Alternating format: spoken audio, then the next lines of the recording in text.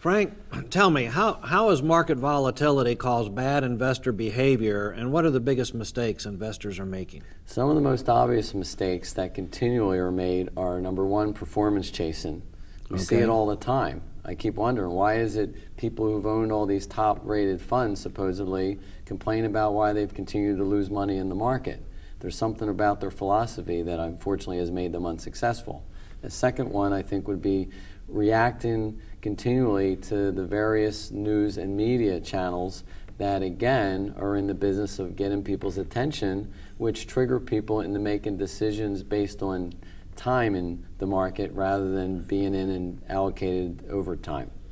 Are there any other reasons you think that people do things that I think they either haven't been exposed or they never implemented a real asset allocation strategy based on their goals, needs, and objectives. And studies have shown over and over again that over 90% of their success in a long-term investment program is directly related to their diversification strategy. I can appreciate that how easy it is when you're looking at your portfolio and you see one holding has done well and another holding has done poorly, that if you're adding new money to the portfolio or you're even just trying to figure out how to boost your future returns a little bit, there's a tremendous temptation to move money from what has done poorly to what has done well. But when that happens, it also reminds me of the old saying about it's easy to make money in the market. You buy low and sell high.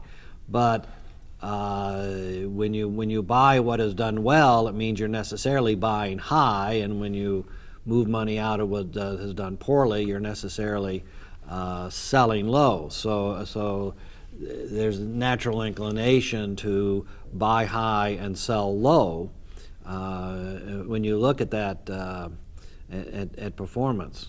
And that's what's dangerous. What we see all the time, or in many instances, is Fund A may be overvalued in the marketplace based on a lot of excitement and euphoria, whereas Fund B, which is fundamentally sound and owns maybe the best managed companies in the whole world, whose fundamentals and balance sheets look great, but are neglected over some news that just happens to create some emotional detachment to that particular fund or that particular company.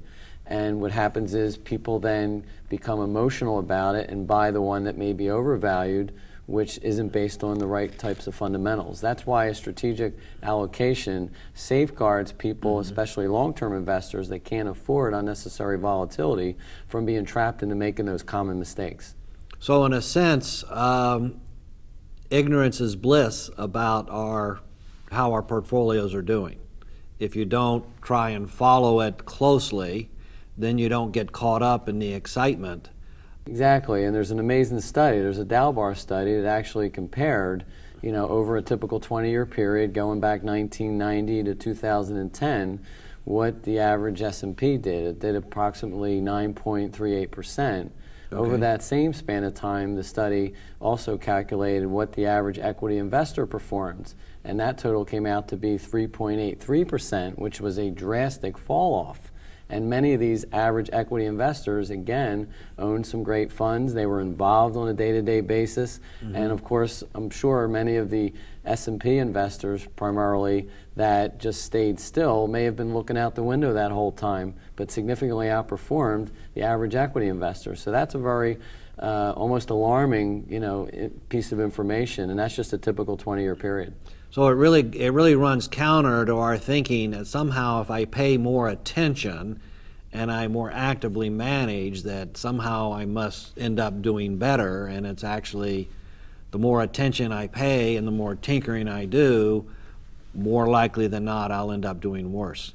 Especially in the short term, because in the short term what happens is some people change their objective overnight only for that week or that month or two until they maybe see things better. And normally that activity has produced negative results for an average investor. Why do you think investors are so preoccupied with timing? I think because of today, in an information age, there's so much news and so much information coming at us from so many directions, we're almost forced through advertising again and the need to get our attention to think of investing as a time and issue, because we're more likely to follow it each and every day rather than have a long-term strategy that allows us to focus on other areas in our lives that may be more important, that allow us also to get out of our own way, so to speak.